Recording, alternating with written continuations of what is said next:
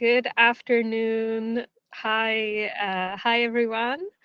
Welcome to our first reward hour of 2026.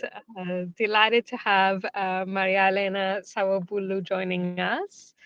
And today we're going to be talking all about the really exciting topic of fintech compensation. We'll dive into Marialena's experience, her scar wounds, and we'll talk about how Mollie and elsewhere navigate premium pay, any limits due to regulation, and also the impact of scaling really quickly when you're at a fintech that has sort of gained incredible momentum. But first, Marialena, I'll have you introduce yourself. For sure. Thank you, Vaso. And I actually hadn't realized that was the first rewards hour of the year. So I feel quite honored for this. Thank you. But yeah, I'm Marialena. I work for Mollie for, oh my God, it comes close to 2 years now, but I'll stick to 1.5 for now. Originally from Greece, but I've been living in the Netherlands for the last 5.5 years now. And I accidentally fell into rewards. I think this might be the trend with a lot of people that landed with a rewards job in the end. But I honestly cannot remember my days before that. So that's an interesting take. And while I will talk extensively about this, now I'm in a very much regulated area or industry. I come from a highly unregulated one in the past. So that's a nice contrast to have there.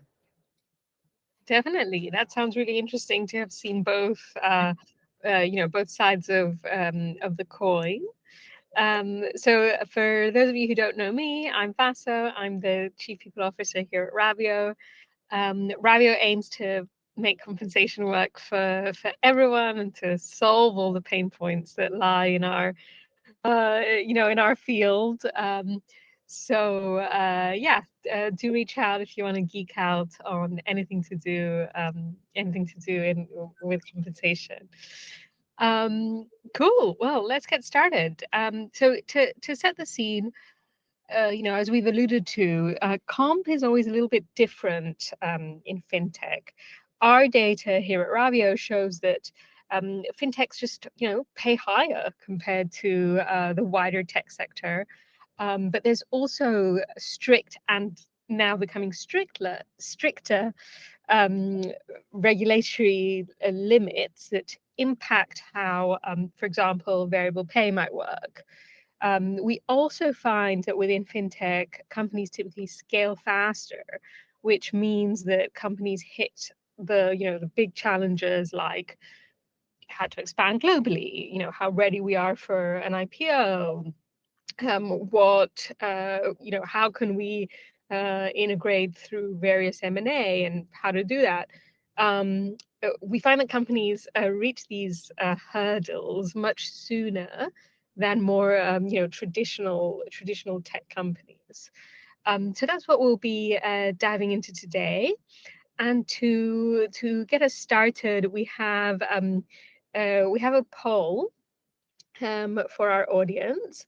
And the question is, let me try and publish it. Okay, cool. It should pop up in your screens. So the question is, how does your company's pay compare to peers? And is it higher than peers? Is it about the same, lower than peers, or actually, I'm not sure. So feel free to submit your vote there. And if you'd like to sort of chat in the chat functionality, mine is to the bottom right of my screen.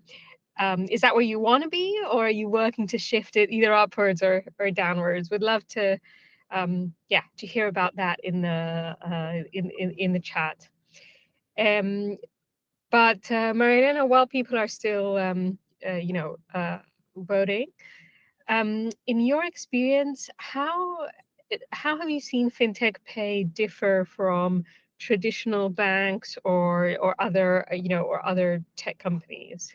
Yeah, it's actually, a little bit of a balancing act, I want to say, because from one side you have banks that are a little bit more rigid, they're a little bit more, way more structured, I want to say, and slower to change, and then on the other side you have tech companies where are a little bit ever changing, right? So fintech sits in between those two worlds, and Mhm. while we do need to scale fast and grow and attract the right talent, we're also pretty much regulated. So it's you have to do a little bit of a trial and an error, and of course, as as much is that allowed during those regulations, but in a traditional company or in a tech company, we don't need to go too far.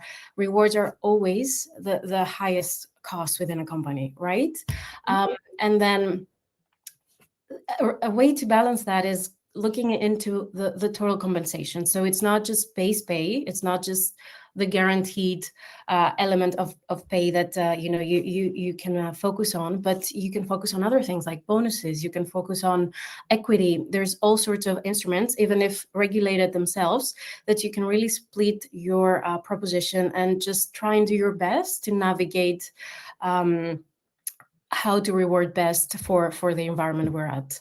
Mhm. I really want to see what the audience says on this poll, because in my experience as well, having a positioning against peers is something that you can monitor, but it's also a little bit ever changing. So it's also another balancing act, and I really want to see how people perceive this.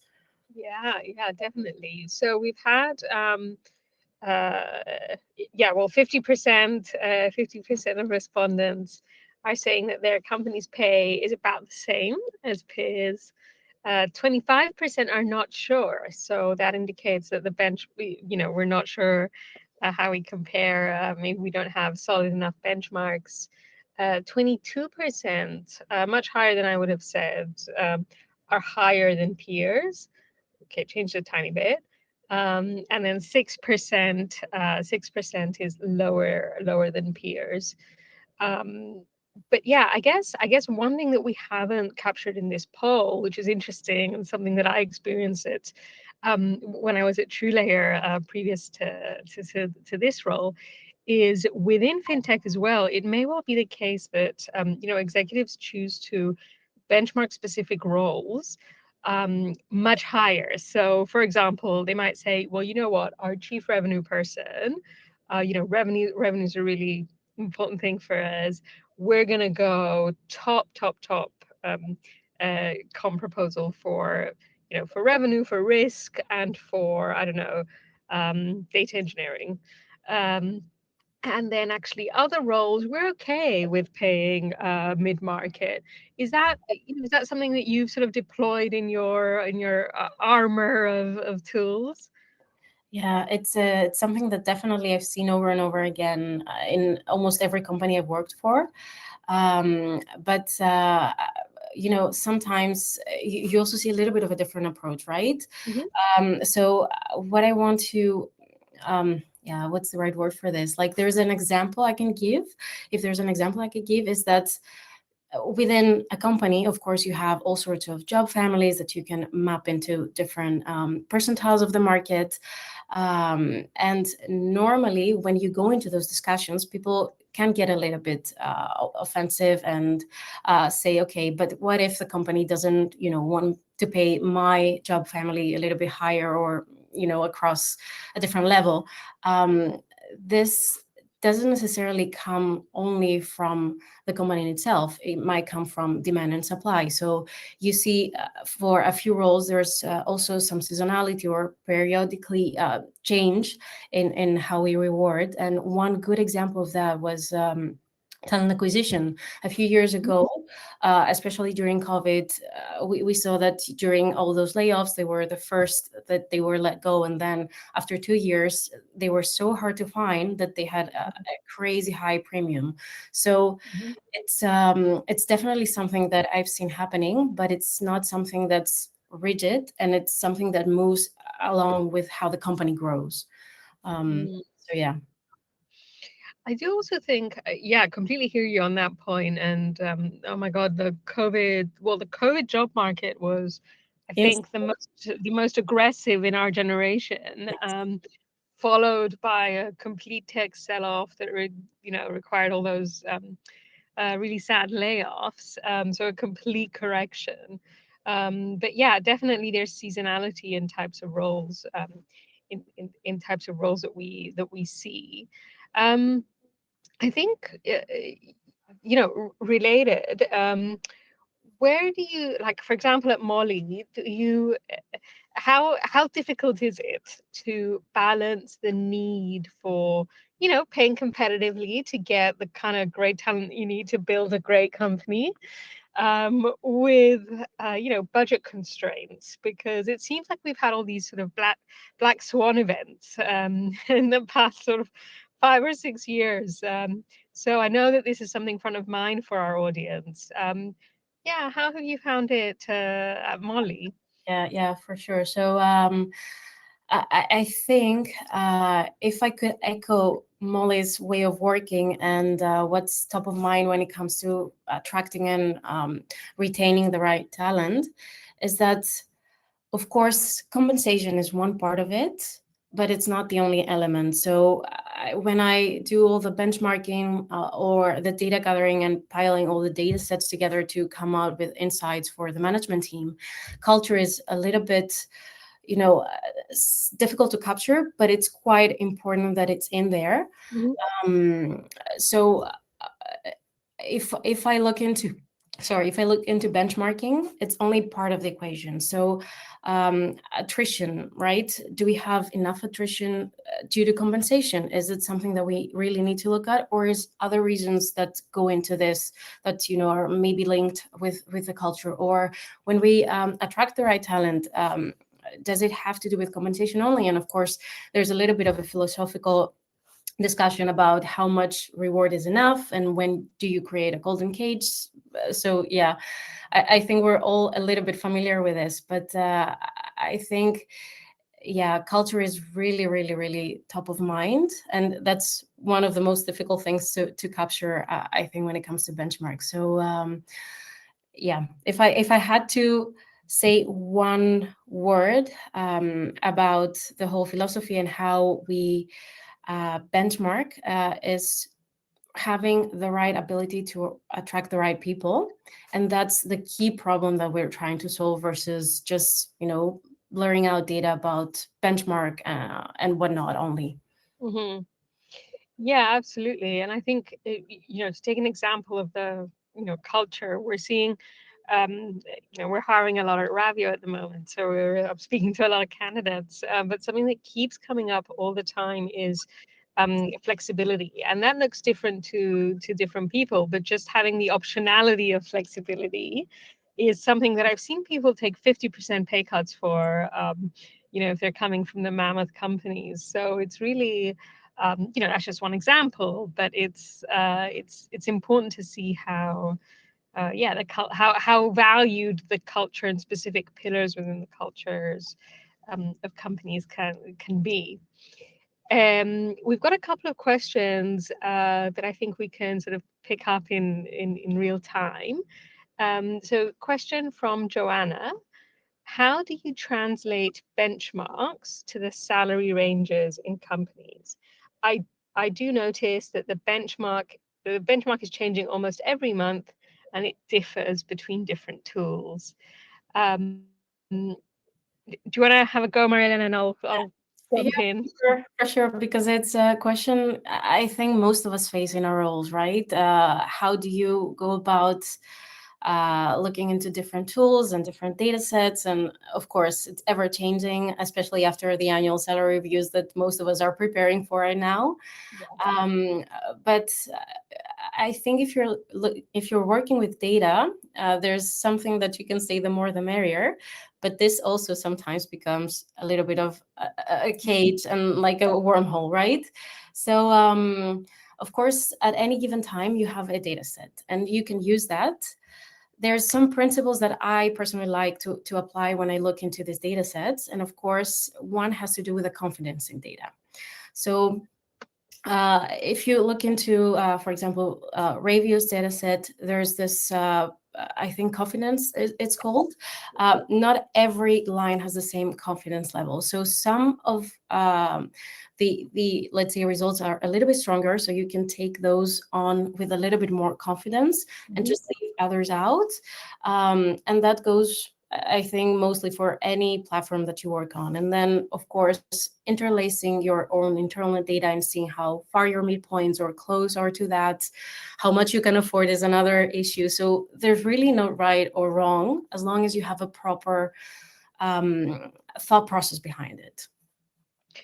Yeah, couldn't agree more. As long as the sort of as long as you've got your comp philosophy, you've got the principles of the philosophy, and then the structure of how you're going to roll it out. That's that's the most important bit. Then, in terms of moving data, especially for real time providers like us, look, there is a point where you just you call it. So it's like the data was pulled on the 20th of November. That's the data we're using for this comp review, and we don't really see like a massive swing on a month to month basis. But there is a point at which, if you're going to use the data for like a big initiative, like a comp review, you pull the data on a certain date, and that's it, like done. So I think it's important to be clear, to be clear to the population about what the cutoff time was, so that they so that they know.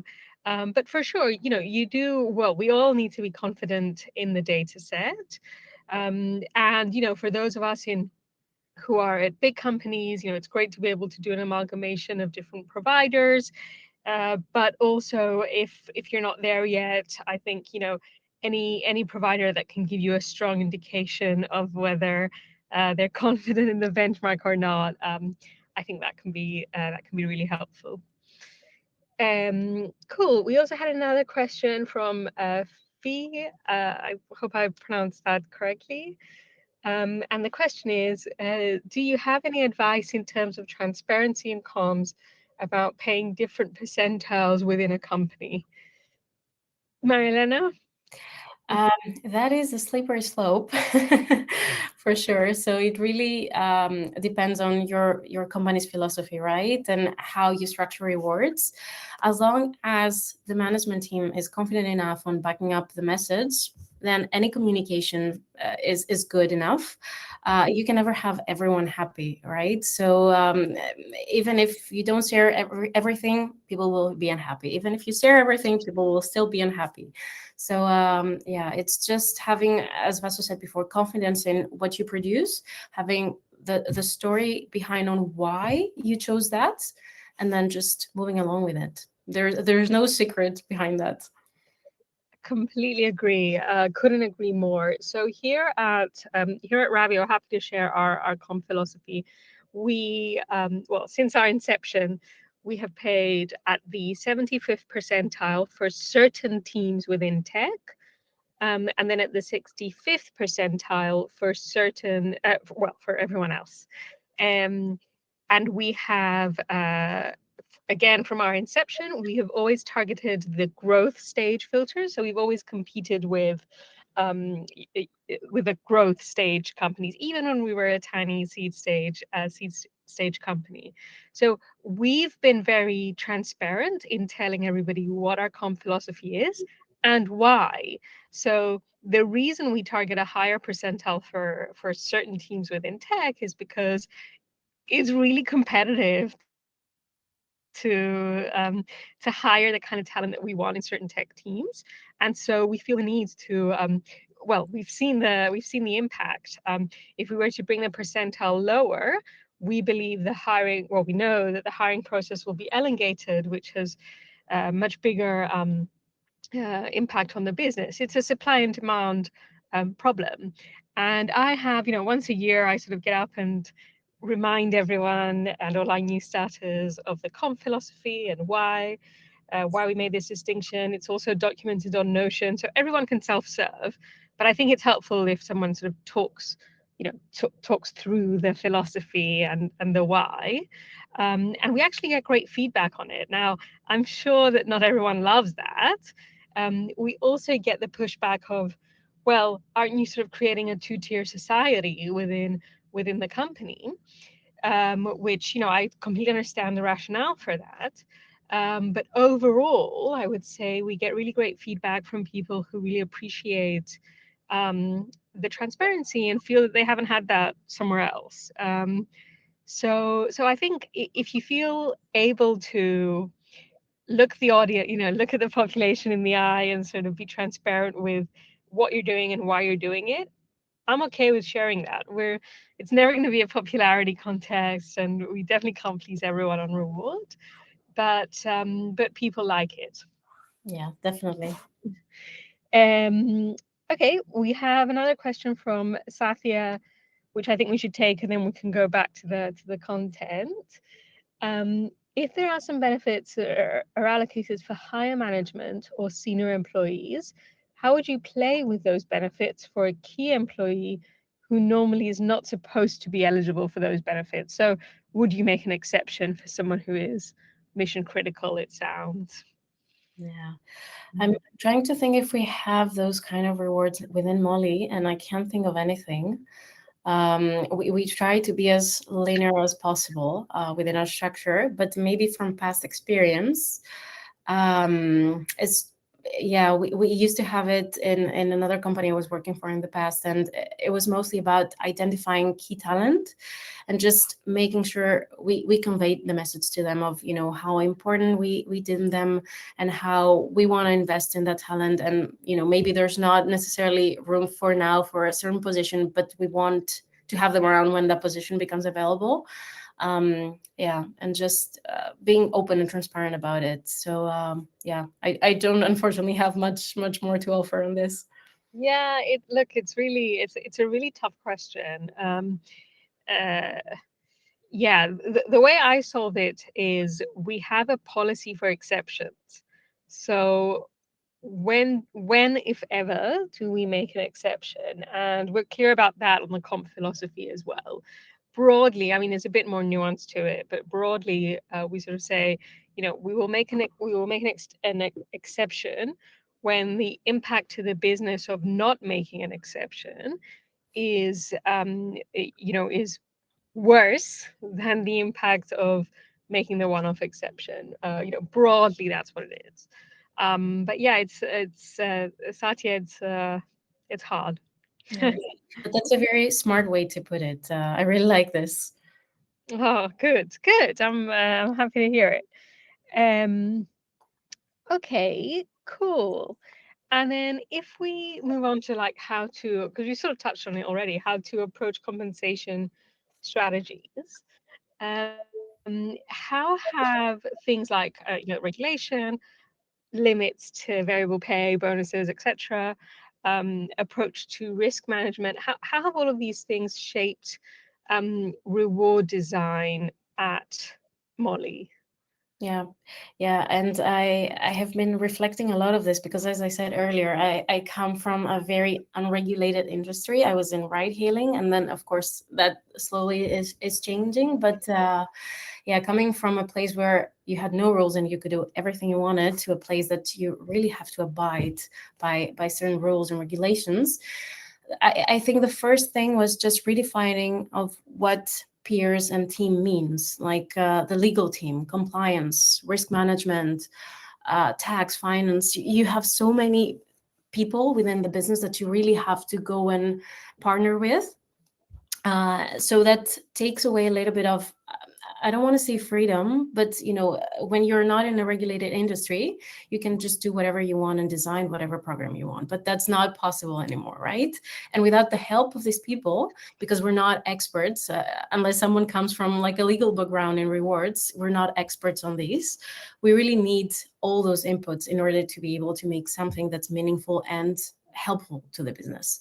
And I think within Molly, we started sort of like a reset last year when we went back to our foundations and said, okay, let's look into our base pay again. how are we doing it? Why are we doing like that? And there was a little bit of an appetite, or a lot of an appetite, I want to say, within our population about more transparency and why we do certain things the way we do it. So we were able to go back, redesign like the base pay, which is the base of our rewards. I want to say pyramid, and I'll explain in a bit. Mhm. And we were able to sort of go back and say, okay, here's what we're doing, here's why. But having said that, there's also things that we wanted to share in a slightly different way. And what do I mean by this? Well, we went and said, okay, here's your range, here's your comparison, here's where you are in the range, here's the ranges across the location for your craft or job family. um, we didn't want people to fixate per se on the absolute numbers of the bands, so we focused more on compa ratio and how that is, let's say, reflected on the width of the range. Mhm. So we reflect the full range as a compa ratio range rather than absolute numbers, but we also give the midpoint so people can actually deduct that if they want to. um, that was one element, right? And Mhm. then another element we wanted to look at was bonus. Now, of course, we all know the news that the bonus cap is changing again. So we need to go back to the drawing board. So if there's one thing I can say about how we navigate all this, regulations is we just go back and back and make sure that we have at a certain point in time the right tools for Mollie, and it's about diversifying the portfolio. Mhm. Yeah, I agree, and I also think releasing, being as transparent as possible. Although it's a good idea to do this incrementally, so don't hit everyone with everything at the same Yeah, time. But I think that can be really helpful and can only help with regulation because this is coming anyway. EU Pay Transparency Directive and all of that great stuff. So the sooner we're able to introduce these elements, the better. Something we do at Ravio. Obviously, we're not regulated, but I think this would have been, very helpful for me also in my TrueLayer days. So in our reward statements, so once we finish a comp review, we're very clear with people. So what the salary band is for their, well, what their level is, what the salary band is, which benchmark we're using for their role, their compa ratio within, and then their compa ratio within the salary band. And again, that's been really helpful for me because it gives everyone an objective view of their salary, and by all means, they can question it with their managers, but the managers are empowered to sort of yeah, have those conversations. So yeah, the earlier the better with as much information as possible, but do it incrementally, I think. yeah, yeah, exactly. There's a lot to unpack, and it's difficult concept. So people that are not very close to it need a little bit more care and introduction and education when it comes to these concepts. Exactly, exactly. Um, Great. And then, Marialena, what creative and I don't know fun solutions might you have used either at Molly or elsewhere to stay competitive and reward performance? So things that are like, outside the norm of a salary, base salary bonus, and an equity scheme. I think the funnest thing I've come across, and I can't take credit for it because it's something that the commerce team organizes themselves, is what they call President Club, Yeah. where they do reward the highest achievers, I want to say, of a year with a little nice holiday. And it's a nice reward, right? So you've given your best to the company throughout the year. And yeah, you get a really little fun reward with it, which is a nice trend I've been seeing over the past year because originally we were called compensation and benefits, more rigid, more traditional, and now we've shifted away to total rewards. so a more holistic view into how you can reward people, what people actually value. And we've seen a lot of movement across flexibility in the way of working, in hours, and all these things. So if we're talking about traditional rewards, yeah, especially in a regulated entity, there's not a lot of fun things you can do. You need to be, tiptoeing most of the time. But yeah, I think understanding your people, your audience, and making sure you talk to them in a way that speaks to them, and not just, oh, okay, I want to do this and let me do that. Mhm. I think that helps. But yeah, unfortunately, I don't have a lot more examples on this. Well, how does did you say it's called President's Club? Yes. So how does one get, like, what is the process? How do I get into the President's Club? First of all, you have to be part of the sales team. And then, yeah, just make sure your targets are above and beyond, and then you just land your position there. I think there's 10 spots, if I'm not mistaken. So yeah, it's quite big reward for an overperformance. Yeah, sure. Okay, so it's basically additional annual leave. Yeah, you Yeah, could say it that way. amazing. What a great yeah, what a great benefit. Yeah, I think that's definitely something that I've seen too. Whether it's the opportunity of a sabbatical, for example, even if it's not right now, at a different time, or like mentoring from someone else in the organization who might be a lot more senior, or getting an opportunity for one-on-one FaceTime with um, someone influential in the company. I've found sort of lands really well. And then even just while keeping it below the sort of regulation limits, but something like a small spot bonus that is a almost like a handshake of like, well done. It's not so much. I found over the years that it's not so much the amount at all. It's more the surprise and delight element that seems to really land for people.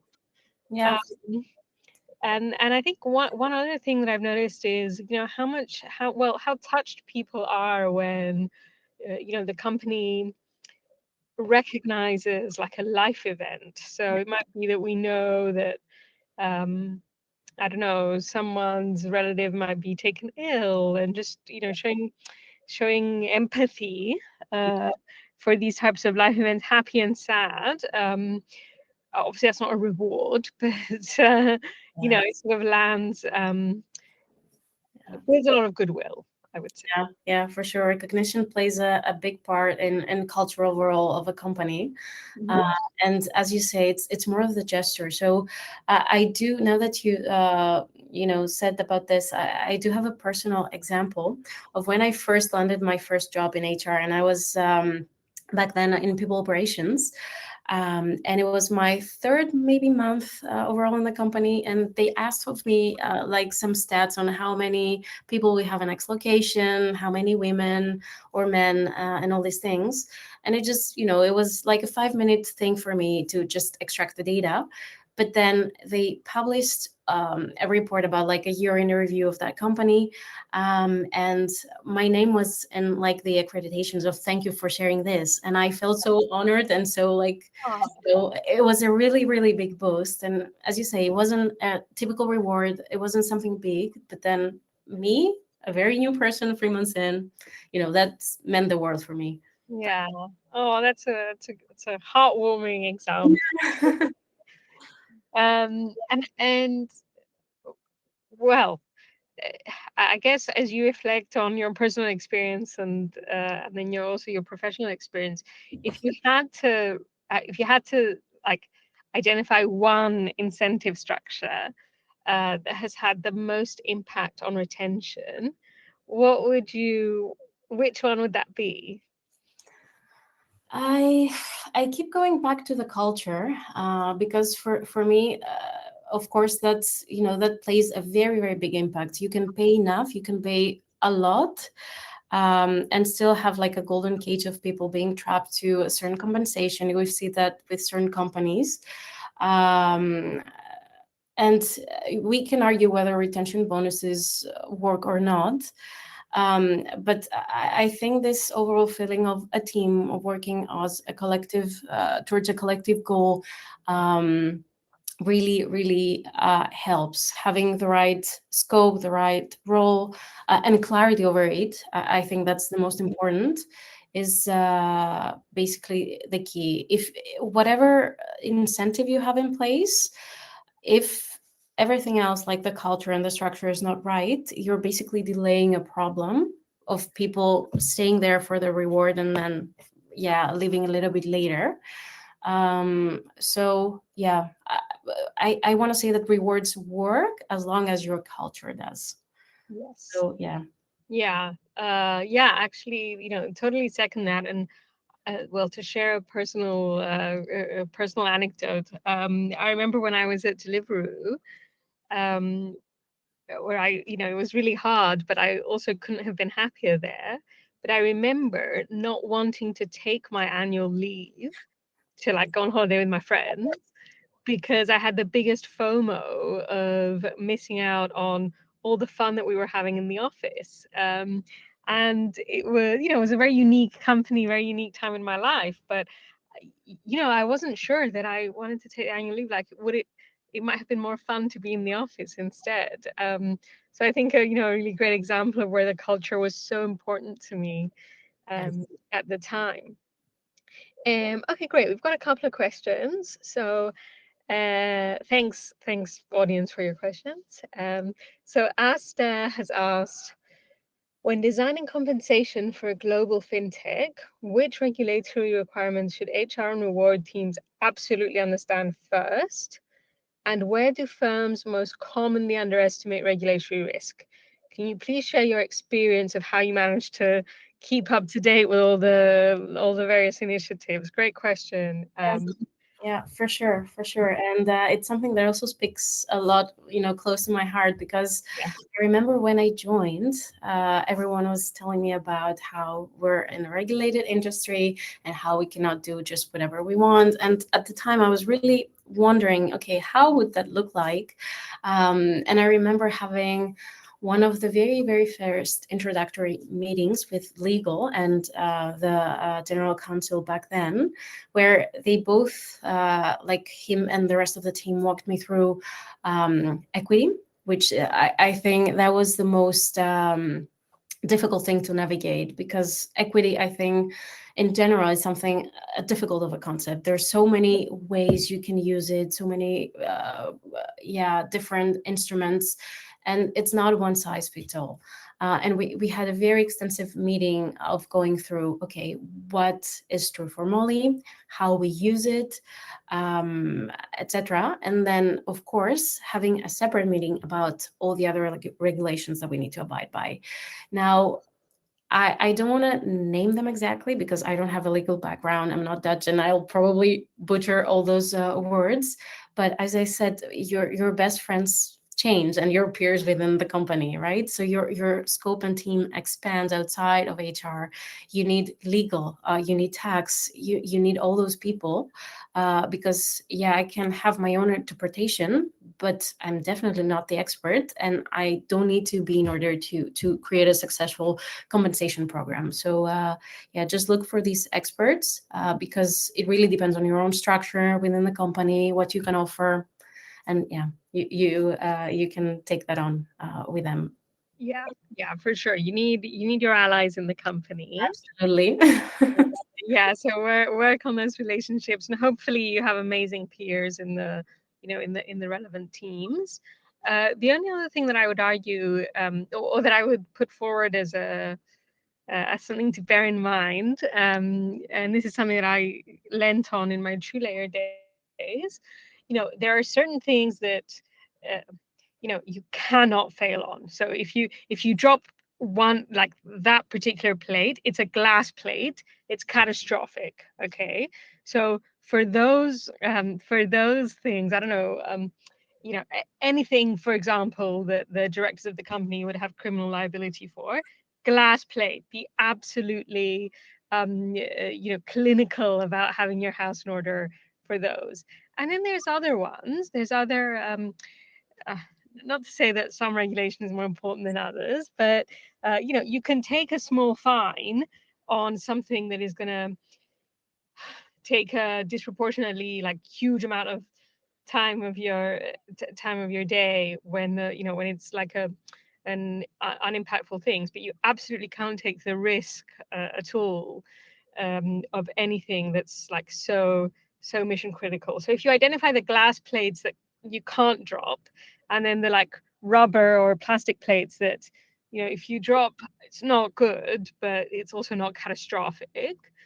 Um, that kind of helped me. I don't know. That's probably not like a great answer to.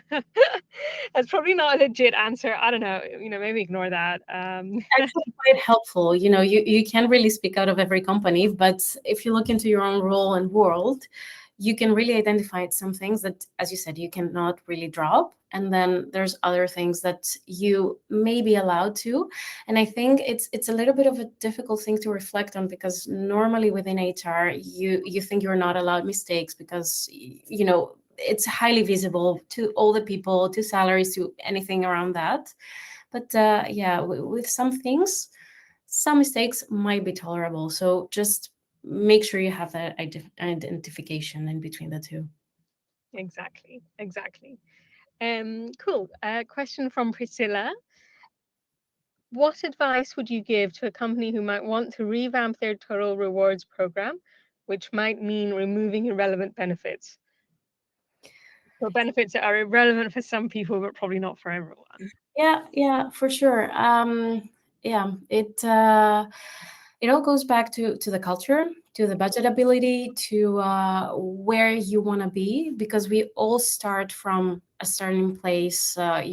We have certain locations, we have certain benefits, we have certain propositions that we give out, but those were not always thought through for the scale that the company is at right now, or where we're going to. So it's okay to drop some things, but in a little bit of a thoughtful way. You can just take away a benefit and say, okay, it's not working anymore, you're not getting anything in return, right? So just nailing that philosophy of where I am, why the things are like that right now, and where I want to go is really important. And I think within Mollie, we're in a little bit of a similar boat right now.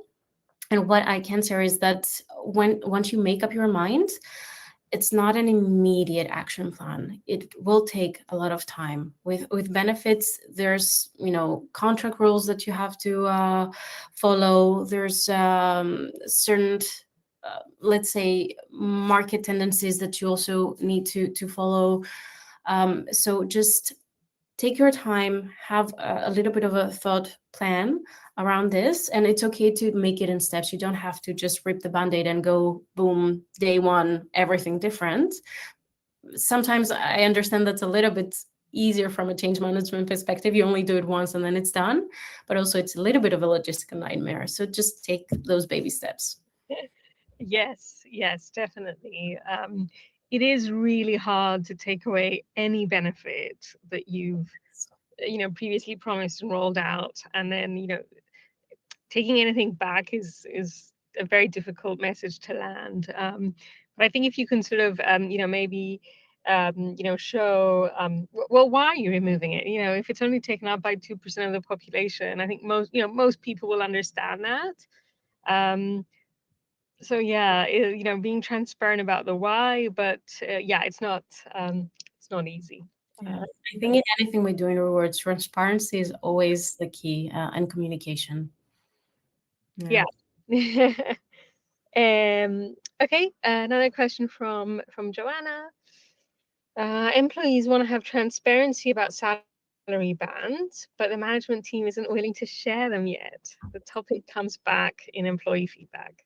What steps would you advise? Yeah, I think it's a debate that needs to go a little bit higher up with the management team. Just help them understand why it's so important to the people, right? Data always helps. So you can really look into your population, see how many I don't know, different generations you have. Some like Gen Z, really honest transparency. They really love that. So that's a way of giving them a little bit more insight. Also, we'll have to do it anyway as rewards professionals with the directive coming. So getting ahead of it is a better storyline that they could own. Yeah, so just try a few different things and see what lands better. Yeah, totally agree. Joanna, I really, really empathize. It's difficult, but I think leading with we're going to have to do this sooner or later. The sooner we get our house in order and the sooner we, um, we start being transparent with people, the better it's going to be for us. Like, this is coming. Like we Don't we get away from can't it. avoid it. Yeah, exactly, exactly. So, start doing the work now. The management team will have to come to terms with it. So you might as well. Yeah, you might as well do that work now. And look, if we can help you, we as in Ravio, and I'm happy to share. It's happy to help personally as well. Do just reach out. Uh, we can help you with comms to the management team to explain why they're going to have to come to terms with it, etc. Um, happy to help. Related, Margaret. Hi, I used to work at Beat as well. Um, this year, I decided to change to HR for someone early in HR who's curious about getting into total rewards. What's a skill or course that has made the biggest difference for you?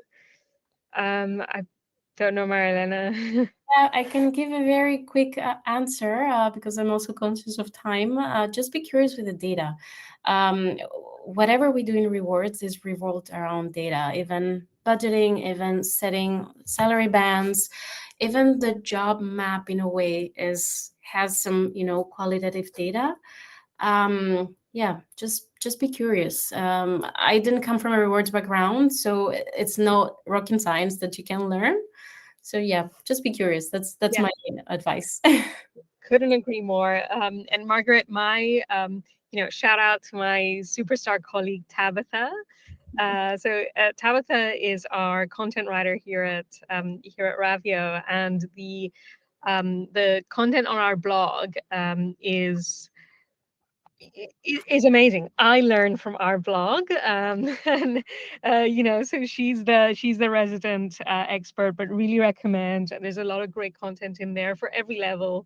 So do just be curious. Read everything you can, but I personally learn a lot from our blog as well. Cool. So we've got like sort of 13 minutes left, but we also wanted to talk about benchmarking and data. We've kind of covered some topics, but let's have a go at it anyway. I think we have another poll, which is how confident are you in your current peer group for benchmarking? Very confident, well defined, somewhat confident, could be tighter, not very confident, too broad. We don't have a defined peer group. We don't know what's going on. Um, Yeah, so I'll let the questions come in, and feel free to add in the chat, what folks' biggest challenges when it comes to benchmarking. But I guess, Elena, how do you define the correct peer group in a very fast evolving sector like fintech is? Yeah, I think of course liaising with the business is non-negotiable, right? I can have my own opinions, but I'm not the one directly hiring or poaching for certain talent from what my let's say stakeholders deem as peer groups. I think what we do within Mollie at least is having regular touch points. So the latest we go without retouching what we consider a peer group is a year. But then, of course, if we see trends like having different companies taking a lot of our talent, then we put that again into perspective. And then what I found very, very important when you're doing benchmark is the ability to have that peer group reflected into the benchmark. Because again, for fintech, it's part of the tech world, but then it's a very nuanced, type of industry, that you really compete on a different layer, than the rest of tech. So if and I think we do have that within Ravio as well. If you put on that filter and look into fintech comp, you can really see the difference from fintech in general, from or from the overall tech market. So having a peer group really helps you identify any gaps or any reasons why your comp might not be working. Yeah, yeah. But so I agree. Um, Look, for fintech in particular, and this is sort of intel from my two-layer days. It's hard because you're also like you're competing for talent. There are some amazing fintechs out there that have changed the world and changed how people pay and everything. And then trying to hire someone from like a PayPal, for example, was eye-opening, I would say. But yeah, so it's important to be realistic about budget constraints, but equally, sometimes we need to be really aggressive about. It might be the case that strategically the company thinks, okay, we're going to be really aggressive on this particular vertical that we're trying to grow. And yeah, we're going to go after the, I don't know, the PayPal person or whatever. Uh, yeah, but it yeah, it's hard. And it's again going back to a problem statement, right? So you said a very nice example. We might have a certain philosophy, and then the management team might still want to overrule that, or yeah, create an exception, let's say, better for the right role. And it really goes down to show you, with the right data in hand, you can really challenge and expand what philosophy you have, and make sure it always works for the company. Yes, exactly. Oh, I've lost the poll. Hang on, sorry. So in terms of how confident people are, um, yeah, so somewhat confident, 57%, not very confident, it's too broad, 22%. We don't have a defined peer group, 13%, and very confident, it's well defined, 9%. So yeah, look, I mean, I think somewhat confident is a good result. But If yeah. if I can only give one advice on this, it's when you try to create your own peer group, don't go too narrow. It's better to go broader than going too narrow. For sure, for sure. It's well, going too narrow is always Excuse things a lot, and then you might not get the right results. yes, exactly, exactly. Um, okay, super. And then well, I guess related to having the broader data set, Marialena, in in any data set, right? There's either emerging roles, new roles, or in one particular country, you might have like a really limited data set. What's your advice with dealing with these like holes in the data? Yeah, and it's something that I think any rewards professional, myself included, struggles with their day to day. What I found working best is that there's always a country or a data set that's a little bit more well versed or trusted. Think of the Netherlands or the UK, they're very mature markets. So when you're going into a market that has a lower density when it comes to companies and roles, Mm-hmm. maybe try and triangulate with those very core and mature markets using other local points, like the labor cost on average, or the cost of living, and understand the difference in between the two. And then you can create a data set, like ranges, as an example, and Mhm. try them out. It's always easier if you go a little bit more conservative and start with and see what you can achieve with that. And then you can always increase and say, okay, this is not working. We need to raise. Our assumption was not entirely correct, rather than going the other way around. And then, of course, you have that country as an additional data set, even if the data is not highly trusted, so you can interlace another layer of that. But sometimes you can just trial and error and see what you can get out of triangulating data when you don't have them readily available. Mhm. Yeah, couldn't agree more. And then I guess finally, as we wrap up in the last sort of 5 minutes or so, it's well known that fintechs tend to scale faster once they've identified the product market fit. So as reward teams, we're usually hit with like these big inflection points: global expansion, M&A, IPO, hyperscale. We usually hit these hurdles faster. I mean, is that what you found at Mollie? I would say yes and no. So I think Molly definitely comes from a space and a place of grow under any cost.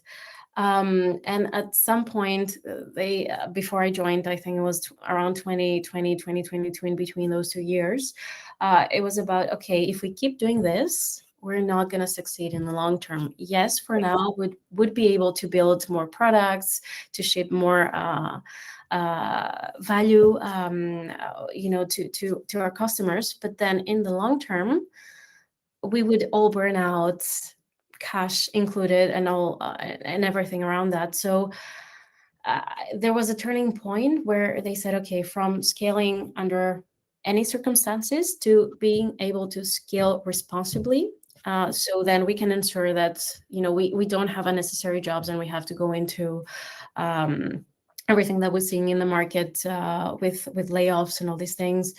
Um, yeah, I think overall, when it comes to growing and scaling, yes, it's intense. Yes, it's fast, but I think from past experience, we've learned sort of our lesson and are being more careful about it.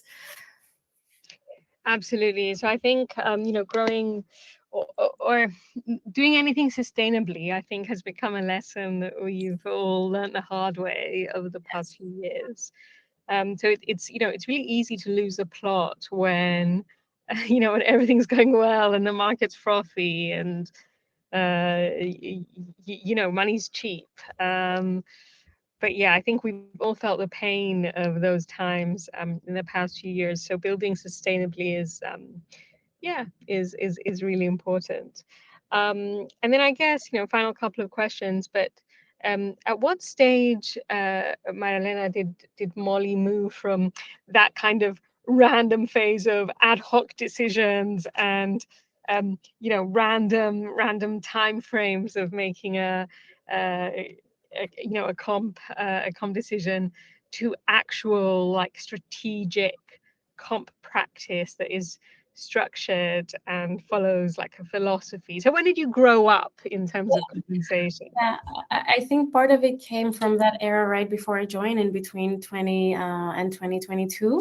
Hmm. But I think also when I joined 1.5 year ago, parts of the business and rewarding were a little bit more mature. Like you Hmm. probably, if all, people in the audience as well reflect on their own journey, traditionally engineering is always a little bit more well versed. They're better with data, so their structure naturally sorts itself out.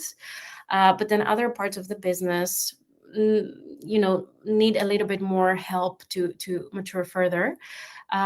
So I think following those crazy years where we saw the rise and falls of what the market did, and everything around that, this is where Molly said, okay, we can't follow that. We need to be responsible and sustainable, as we said. And then, of course, when I joined, we started looking back into the foundation of that is the job map, the salary ranges. Now we're looking into our benefits, as I mentioned earlier. So there's a lot of things that we can go back and fix and look into. And yeah, just have a little bit more of a future outlook, even if the actions are not immediate when you know you need to fix certain things. Totally, totally. Couldn't agree more. Very wise words. And yeah, I think, for those of us who are joining us, and they're at the start of their compensation journey or the company is still small, building a strong foundation while you're small will really, really help. So, It's a game changer. yes, exactly. It is so much easier to build slowly, but build well than try and fix anything related to comp retrospectively.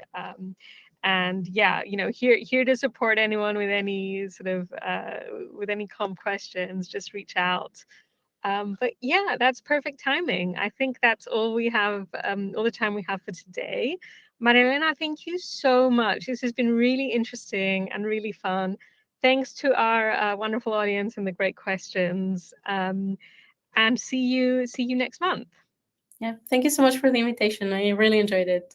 Cheers. All the best, everyone. See you at the next one.